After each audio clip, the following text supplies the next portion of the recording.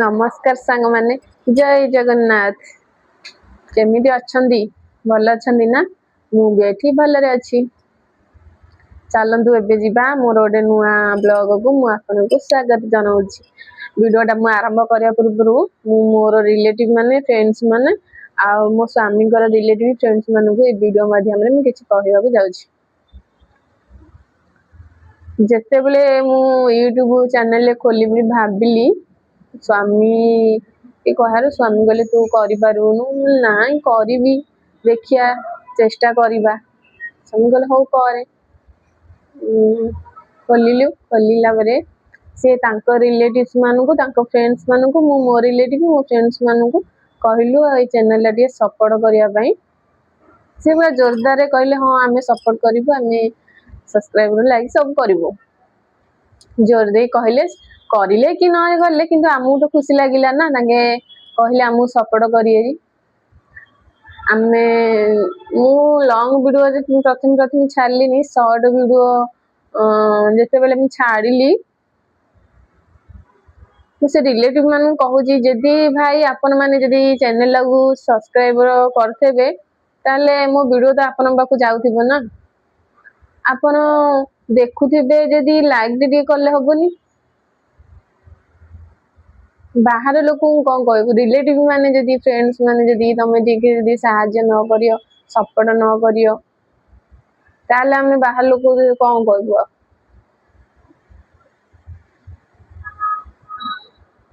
पिला बेले जतेले आमे स्कूल रे पाठ पढुथलु आम साहित्य सारे जने कहउतनी आम ओडिसा कंकड़ा सी आगु बोला मु जाउजी ता गोड़ भिड़ी देबी सी कहना सी आगु बोला मु जेता गोड़ भिड़ी देबी एमिति कंकड़ा ने केबे आगु ये हे परिनी सीनार आम एटा कली जुग ताके चाहू ना देखि जने आगु को जाओ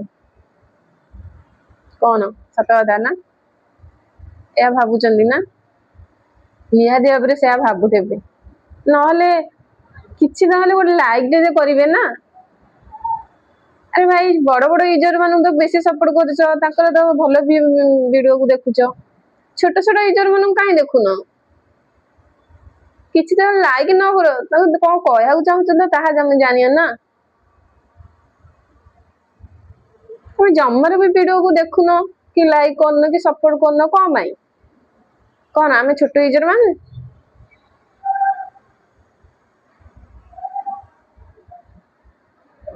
ना कोन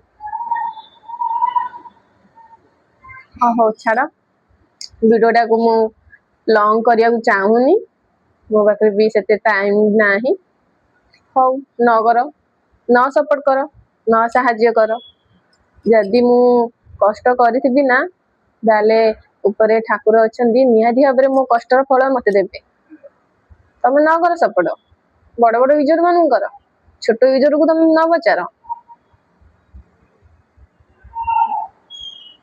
बड़ बड़ कथा कहबो कोथला फोन जेतले हम करिगी कहउथले चैनल ला सब्सक्राइब करू हां हमें करबू हां लाइक करबू तम पाखरे एतिकी भी टाइम नहीं शॉर्ट वीडियो जो 15 मिनट 30 मिनट आस्ती से ताकू भी लाइक करियो तो मो समय नहीं तमे नि क्यों काम रे तमरे व्यस्त रहउछ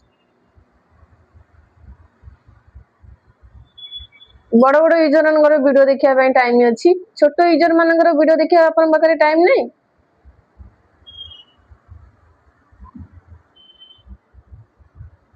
और छाड़ आपण माने न करंतु ऊपर तो ठाकुर अछंती मो कष्टर फल मते देबे मु कोउथि पई वीडियोटा करिबा को जाउची आमे जोठी थिलु सेही जगह रो आमे अन्य जगह को शिफ्ट कर देलु काइना सेठी काम सरी जायथला स्वामीकर आमे आ गोटे जगह को बे 8 दिन कि 10 दिन हबो ए जगह को आसीचु जेतेले एठी आसिलु रूम को मुझे किछि सेटिंग फेटिंग नथला स्वामी आसी सडन काम छुट्टी करी रूम को सब रिपेयरिंग करले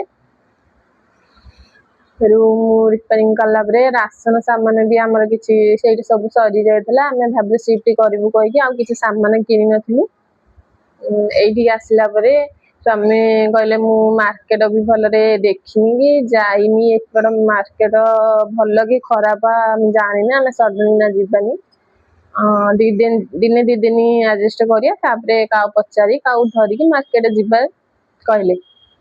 ଆମେ 2 ଦିନ ରହିଲୁ। ତାପରେ ଦିନ ଆମେ ଜଣେ ଭାଇ, ଓଡିଆ ଭାଇ ଜଣେ ଥିଲେ, ତାଙ୍କୁ ଧରିକି ଆମେ ମାର୍କେଟ ଗଲୁ। ସେ କହିଲେ ଯେ ଏଇଟା ଏଇ ମାର୍କେଟରୁ ଆଜି କିଣି ଦେଇଥବ, ଆଉ କାଲି ଆଡୁ ଆଉ ସେପଟ ମାର୍କେଟକୁ ଯିବ, ଶସ୍ତାରେ ସବୁ ସାମାନ ମିଳେ, ତମେ କିଣି। ଆମେ ସେଇଠୁ ରାଜି ହେଲୁ। ସେଇଠୁ କଣ ଛୋଟ ଛୋଟ ସବୁ ସାମାନ କିଣି ଦେଇଥିଲୁ। କିଣିକି ଆମେ ଆସିଥିଲୁ। ତାପରେ ଦିନ ସ୍ୱାମୀ କହିଲେ ଚା ଯିବା ସେ ମାର୍କେଟରୁ କଣ ଆଣିବା। ମୁଁ କହିଲି ନାଇଁ, ଆମେ ନୂଆରେ ଆସିଛେ, କୋଉ ମାର୍କେଟ କାହିଁ ଯିବା, ଚାଲ ଆମେ ଡି ମାର୍ଟ ପଳେଇବା, ଡି ମାର୍ଟରେ ସବୁ ସାମାନ କିଣିଦେବା, ଆଉ ଏଇଠି ଯେବେ ଯାହା ମିଳେ ଆମେ କିଣିଦେବା। ସେ କହିଲେ ହଉ ଚା ଯିବା କହିକି, ରାସ୍ତା ତ ଆମର ଭଲ ଜାଣିନଥିଲୁ, ମୋବାଇଲରେ ଲୋକେସନ ଦେଖି ଦେଖି ଆମେ ଡି ମାର୍ଟରେ ଗଲୁ। ଡି ମାର୍ଟରୁ ସବୁ ସାମାନ ଯାହା ଯାହା ଦରକାର, ରାସନ ଜିନିଷ ସବୁ ଧରିକି ଆସିଲୁ। ଆଜି ଆଣିବାର 6-7 ଦିନ ହେଲାଣି, ମୁଁ ସେଇଟାକୁ ଅନବକ୍ସିଂ କରିନଥିଲି। ଆଜି ସଜାସଜି ସବୁ କଲି, ଭାବିଲି ଯାଉଛି ଯେହେତୁ ଆଜି ସବୁ ସଜାସଜି କରିବି, ଯାଉଛି ଗୋଟେ ଭିଡିଓଟା କରିବି, ସେଥିପାଇଁ ଭିଡିଓଟା ମୁଁ କରିଛି। ଆଉ ଆସନ୍ତୁ ଦେଖିବା ମୁଁ କଣ କଣ ସବୁ ଡି ମାର୍ଟରୁ ଶସ୍ତାରେ ସବୁ ଧରିକି ଆସିଛି। ଆସ ସାଙ୍ଗମାନେ, ଏଇ 2ଟା ବେଗ ପୁରା ଫୁଲ କିନା ଅଛି।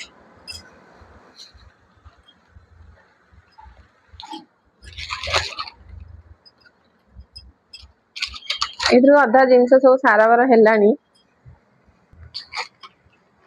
ଆଉ ଅଧା ଜିନିଷ ଅଛି। ଆଉ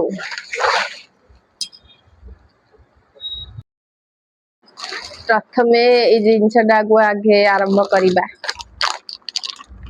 ମ୍ୟାଗି ମସଲା, ଏଇଟା 80ଟା ନା କେତେଟା, 20ଟା ପ୍ୟାକେଟ ଅଛି। ମୋ ଫେଭରେଟ ସାବୁନ ମହେଶ୍ୱର ସ୍ୟାଣ୍ଡେଲ ଗୋଲ୍ଡ। ଆଉ ପାମ୍ପଡ ଆସିଲା ଯେ ଖାଲି ହେଇଗଲାନି, ଆଉ 4ଟା-5ଟା ପଡିଛି। ଇଏ ଗୋଟେ ପେଷ୍ଟ ଆସିଥିଲା, ଲଙ୍କା, ଶୁଖିଲା ଲଙ୍କା, ବ୍ରଶ ଆସିଥିଲା, ମୋ ସ୍ୱାମୀ ନେଇକି ଗୋଟେ ୟୁଜ କରିସାରିଲେଣି।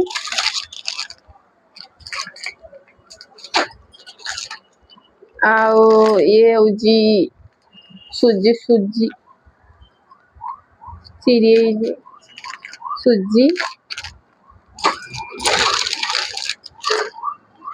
ଆଉ ଗୋଟେ ବିରିୟାନୀ ମସଲା, ଗରମ ମସଲା, ଆଉ ଅଏଲ ଗୋଟେ,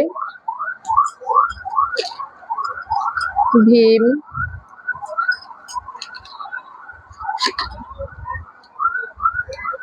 ଏଭରେଷ୍ଟ ର ସବଜି ମସଲା,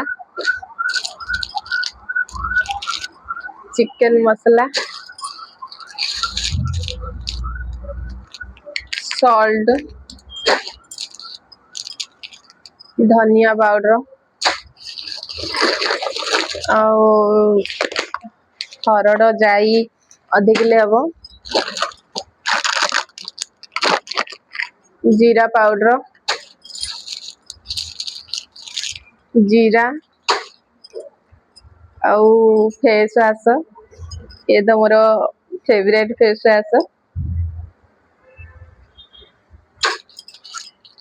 ଆଉ ଗୋଟେ ସାବୁନ, ଗୋଟେ ଷ୍ଟାର ଲାଇଟ ର, ଇଏ ସରିଲା। ଆଉ ଏଇଥିରେ ଆସିଛି କାବୁଲି ଚଣା କିଲୋଟେ, ଇଏ ସୁଗର କେଜିଟେ, ଇଏ ବୁଟ ଡାଲି କେଜିଟେ ହବ, ଇଏ ମଇଦା 500 ଗ୍ରାମ, ଇଏ ବେସନ 500 ଗ୍ରାମ, ଆଉ ଚାଉଳ 5 କିଲୋ ଆସିଥିଲା। କିଲେ ହବ 2 କିଲୋ ହବ ଆମେ ରାନ୍ଧିକି ଖାଇଛୁ। ଆଉ 5 କିଲୋ ହବ, ଆଉ 3 କିଲୋ ହବ ଅଛି। ଆଉ 5 କିଲୋ ଆଣି ଦେଇଥିଲୁ, ବସ୍ତାରେ ଆଣିଲୁ। ଭାବିଲୁ ଏଇ ଚାଉଳ ଟା ନେବା ଟିକେ ଖାଇବା, ତାପରେ ଯଦି ଭଲ ଅନ୍ନ ହବ ତାହେଲେ ଆମେ ପ୍ୟାକେଟ ନେଇଯିବା। ମାନେ ଇତିହାସ ସବୁ ସାମାନ ଆସିଛି।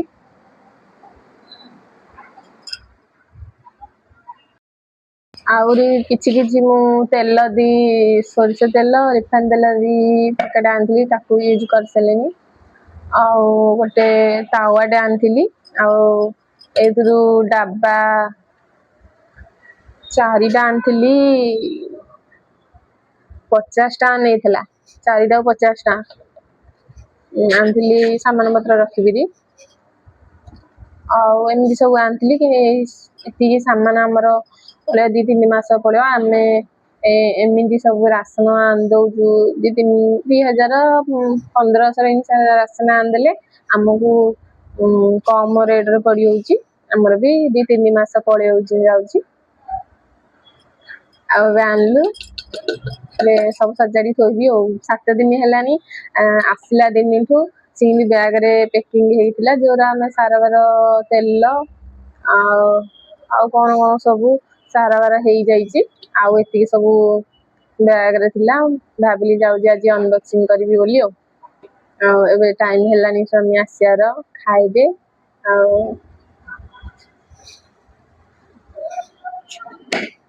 ମାନେ ସ୍ୱାମୀ କାମରୁ ଆସି ଯାଇଥିଲେ, ମତେ କହୁଛନ୍ତି ମତେ ଭୋକ କଲାନି, ପଛେ ଭୋଗ କରା ଖାଇଦିଏ। ସେ ଆପଣଙ୍କୁ କହୁଛନ୍ତି ଯେ ଭାଇ ସାଙ୍ଗ ମାନେ ମତେ ଭୋକ କଲାଣି, ଆସନ୍ତୁ କିଏ କିଏ ଖାଇବାକୁ ଯାନ୍ତି। ସିଏ ଆଉ ଚିଡଉଛନ୍ତି ଯେ ସିଏ ରୋଷେଇ ଜମାରୁ କରୁନି, ମୁଁ ରୋଷେଇ କରୁଛି, ମୁଁ ବାଢିକି ଖାଉଛି, ସିଏ ଖାଲି ମୋବାଇଲ ଦେଖୁଛି। ଏମିତି ଭାବରେ କହିବାକୁ ଚାହୁଁଥିଲେ, ମୁଁ ଭଏସ ଟା କାଟି ଦେଇଛି।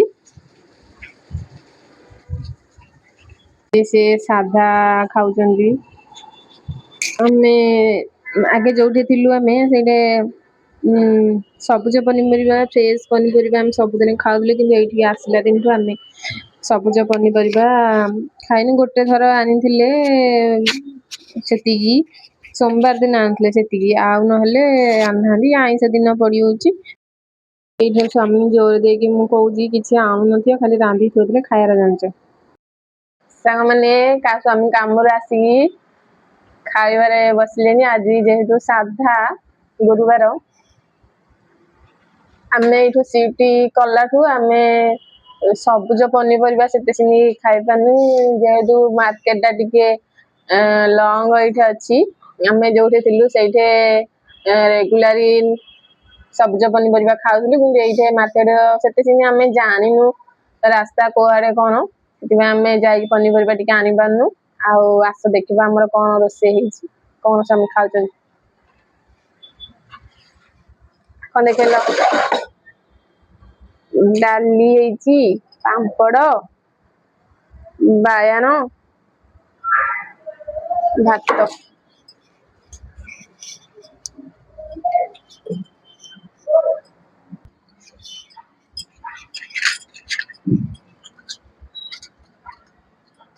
ଭଲ ଲାଗୁଛି ଆଜି?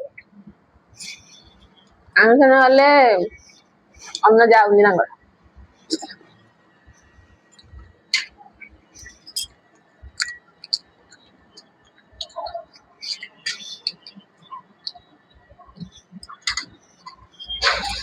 କେତେବେଳେ ଯିବା ପନିପରିବା ଆଣିବାକୁ ସକାଳେ?